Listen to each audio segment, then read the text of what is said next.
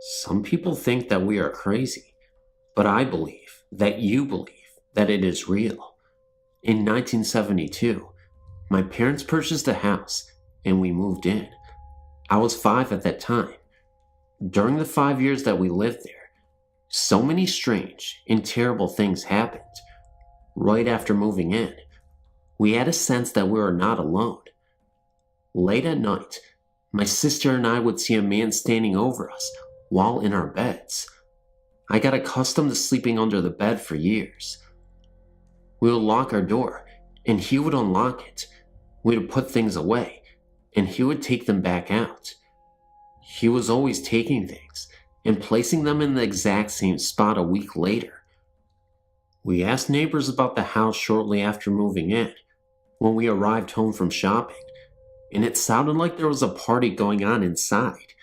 When the door was opened, there was nothing, just silence.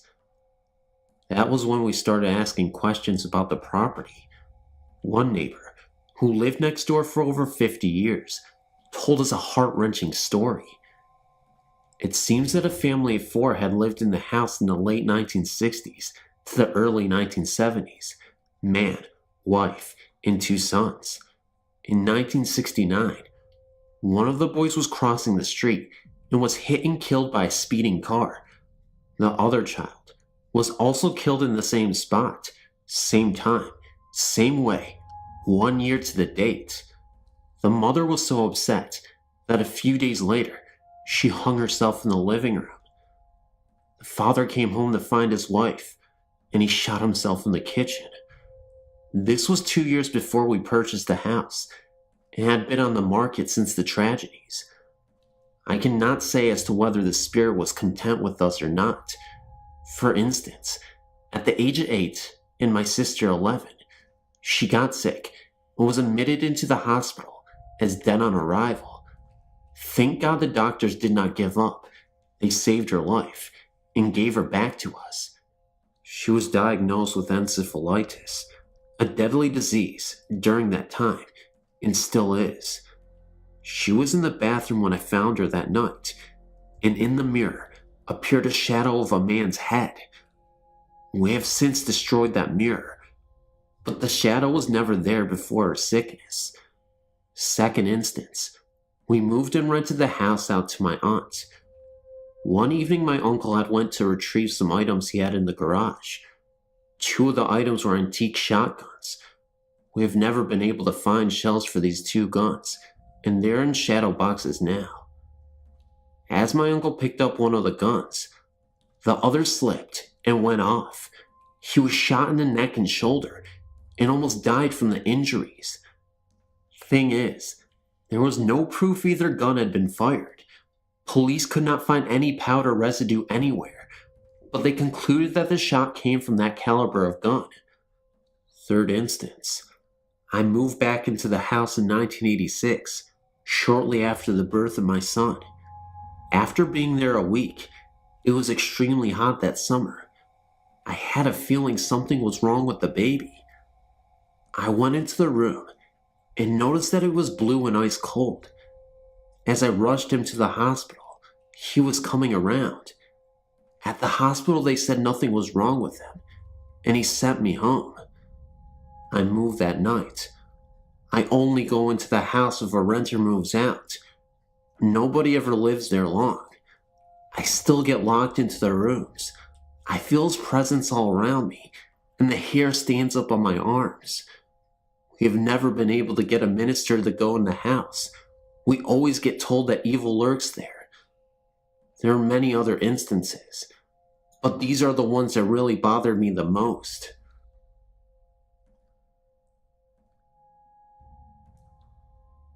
I'm 60 years old at the present time, but when I was in my early 20s, I married a very loving, handsome man, and we moved into our first home, which was a big red brick house in a small town. The house was separated into 2 halves, an upstairs and a downstairs. We lived in the bottom half. Soon after moving into the house, we gave birth to a beautiful daughter. our life was fulfilled. Back then, I was still very much in love with my husband, and even today I am. And he was ever so proud of his little Joy Lynn, our daughter. Our life couldn't be better at this point. Until one day, during a hot summer, the family above us had to move due to work, and I was asked if I could clean and paint the upper half and try to find a new family to move in. I cleaned a little one day and then decided to start again early morning when the sun wasn't beating through the windows. And so I did. I started at 5 a.m. and decided to take a break and do one of my own chores that needed tending to. I left the door open that led to the upper half of the home and began to wash some clothes. When I went out in the yard to hang them, I thought nothing about my very curious 5-year-old daughter being alone in the house. I was only right outside the door. I went back in the house to make lunch for her before I began to clean again and called for her and got no answer. I began searching for her and she was nowhere to be found. After searching the streets, I called my husband home and then contacted the authorities. They found her daughter.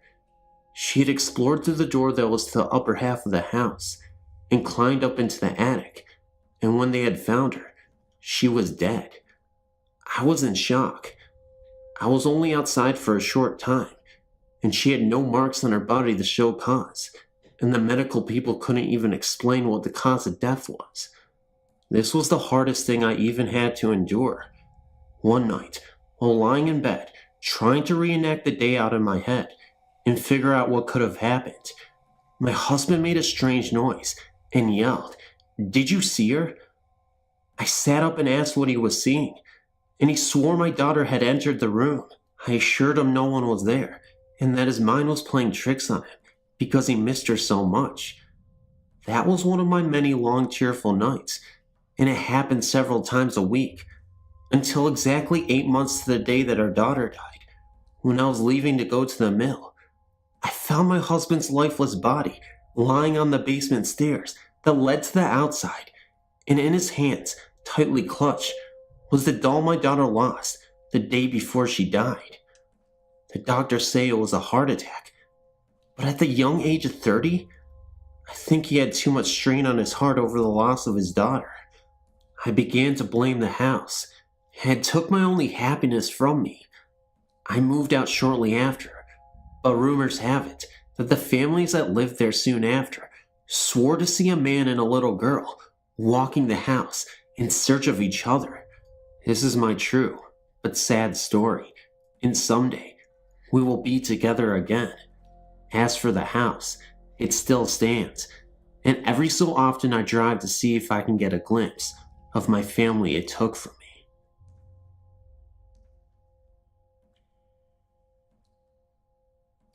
Sunday, September 16th, 2001. Very early in the morning, around 6:45 a.m., I witnessed what I would speculate is my first ghost experience. Before I go and tell you what I saw, or what I think I saw, I think I should mention all the details from the night before. I live in Pennsylvania, and my fiancé lives on the border of New York and New Jersey. We were driving home from his house that night at about 12 midnight, which was about a 2-hour drive from a funeral we had attended earlier that day for his grandmother. As we were driving home, we got to telling each other about different ghost stories and urban legends. At first I was scared, getting creeped out by each story. However, after about an hour and a half of stories, I started to relax and enjoyed listening to them. When we got to my house, we decided to look for ghost stories on the internet. We got into reading in-depth stories and looking at pictures. At about 4 a.m., I put him to bed in my guest room. I still live at home with my parents, and they're very uptight about him and I sleeping together. The guest room is filled with porcelain dolls, many put in the closet due to being too freaky looking for him at night. He went to bed with the light on, again being afraid of the dolls, in the empty room. I went back to my room and stayed up for another 2.5 hours, being afraid myself. I wasn't afraid of dolls, but instead my room. My house is about 12 years old. I've been living in this house ever since I was 6. We moved in right after my 6th birthday in October. The area is new, and we were the first people to ever live there. The area before this was a dense forest, and it wasn't torn down until a year before the house was built. The area wasn't a graveyard, nor was it ever. When I was younger, I used to think the area was, so I went and did research directly where my house is located. As a child, I was sent to school in St. Anne's, a Catholic school in the area. I went to church either Saturday night or Sunday morning for years and years of my life. When I got to about 5th grade, I started to not believe in God. Around the same time, my parents were asking priests to come over and bless our house. I asked my parents nicely to keep the priests out of my room, not wanting it to be blessed. At first, my parents thought I was into the devil, but I explained that me not believing in God meant no devil either. When I reached 9th grade, I dropped Catholic school, and my parents no longer started to attend church. I know I've been going off subject, but I guess I should give you the background information before the details. I didn't want to go to bed at all, but I knew I should, so I waited until the sun came up and crawled into bed. My room is the hottest room in the entire house. It is so small. By the time I had gone to bed, I'd gotten so cold that I had to sleep fully dressed with a sweatshirt on. I never even did this in the winter.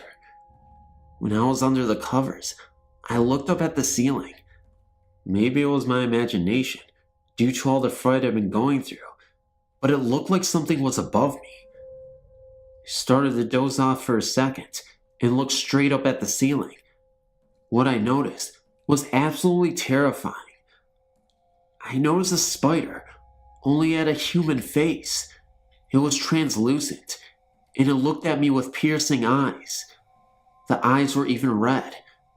I closed my eyes yet again, and when I reopened them, everything seemed fine, and there was nothing on the ceiling. I've never in my life been this scared, and I've never in my life imagined things, even when I was scared. I closed my eyes and refused to open them. I fell asleep, from what I recall, a few minutes after.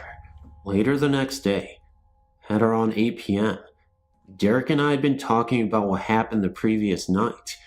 We were both hungry, so I decided to go downstairs and go find something for him and I to snack on. When I came back up, we started eating, and he casually drops a line. He told me that while that was happening, last night he saw a person in the distance while the door was open in the hallway.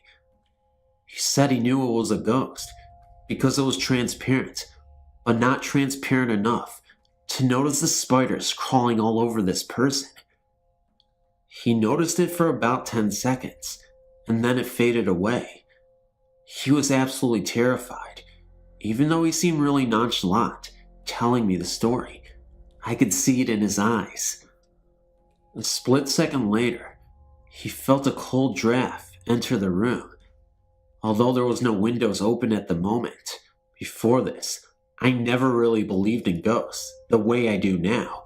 However, maybe we were both scared and imagined this. And one day though, everything that was told in this email is true and exact. Nothing was exaggerated. I would really like some help and hope maybe someone could answer my questions. Please tell me if you think we're both seeing things, or if maybe our willingness to believe has brought out a spirit. Whatever the case, it was horrifying, and I do not want to experience the spider ever again.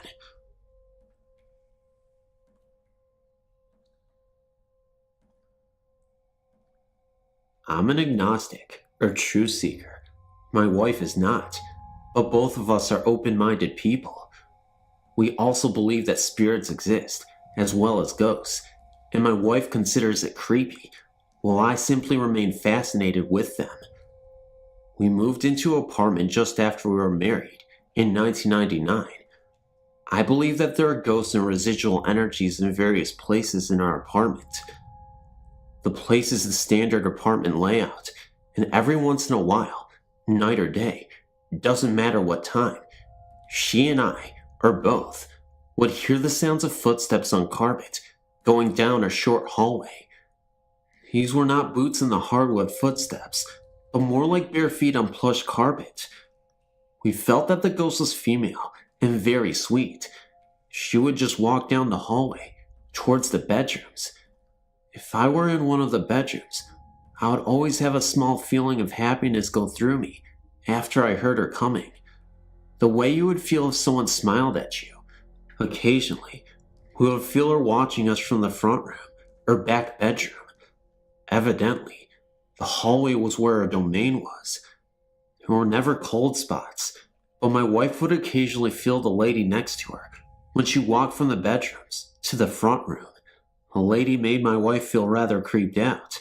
However, she startled me once when she came running into the bedroom, eyes wide, and told me that the lady moaned in her ear as if trying to say something to her.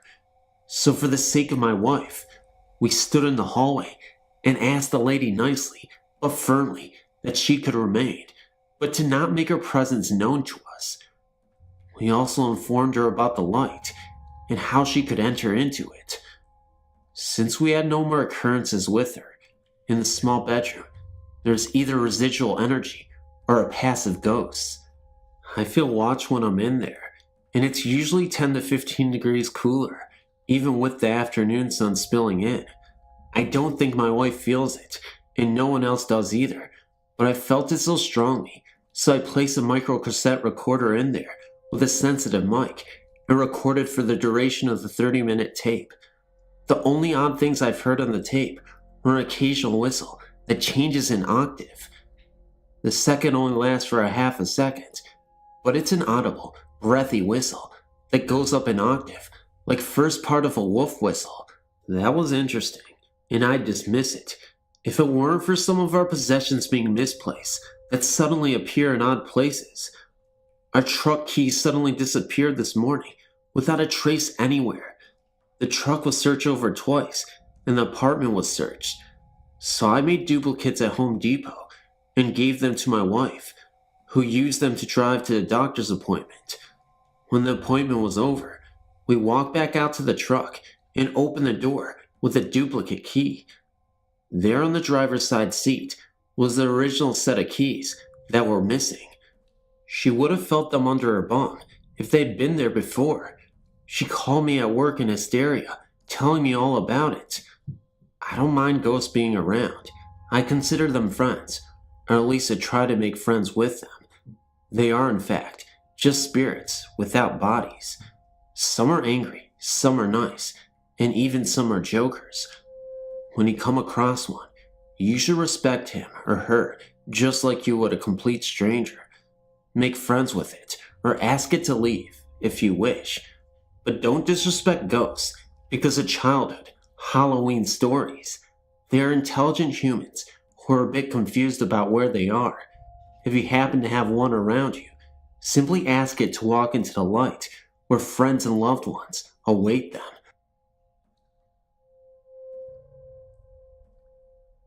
This experience is not that exciting to hear about. I do not wish to embellish it with creepy anecdotes or a mysterious plot, but nevertheless, this is how it went.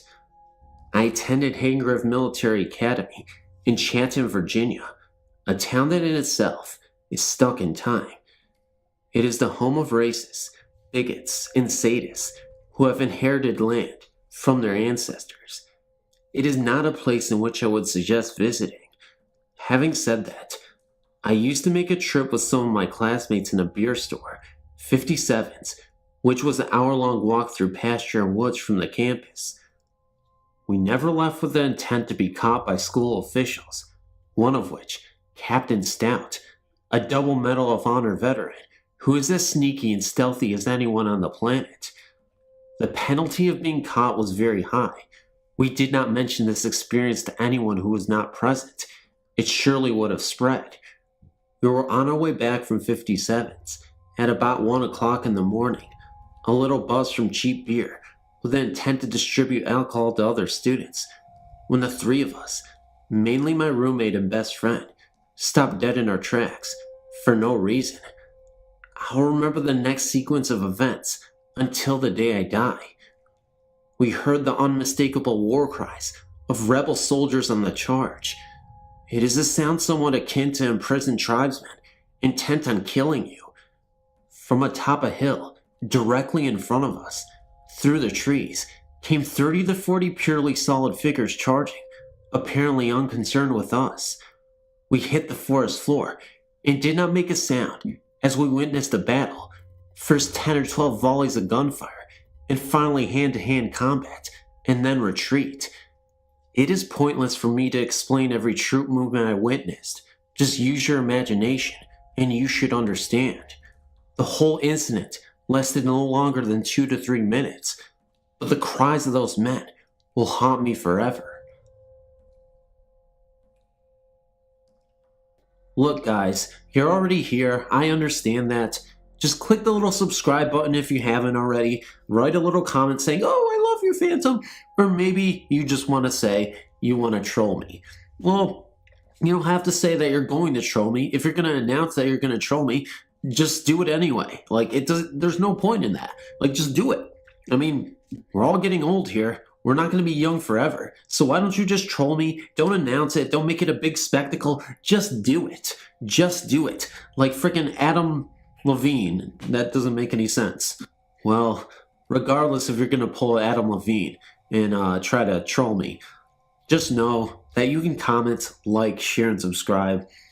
Ladies and gentlemen, in the comments section below, be a lady and a gentleman, and just let me know your thoughts of these stories. I welcome all insights, even insights, like I said, of trolls. So Adam Levine, I know you want to troll me. I don't know why I'm so obsessed with Adam Levine lately, but you can troll me. You can see me in the comment section below. I'll be flapping my underwear in your face, and I'll have a good time. Anyway, before I get weirder and weirder, I'm going to sign off, guys. But I want to thank everybody for participating in the comment section below and just supporting me all the time. I really appreciate it, guys. And one last thing I want to say, Sean O'Connor, I know you have your story that's waiting in the wings, and I'm going to get to it. It'll be in the next video. Promise you that. It will be in the next video. But anyway, guys, I'm going to stop annoying you right now. I'll let you know in the comment section how I'm feeling, and have a good night. Love you guys, and good morning also. Wow, I'm weird. Shut up, Phantom.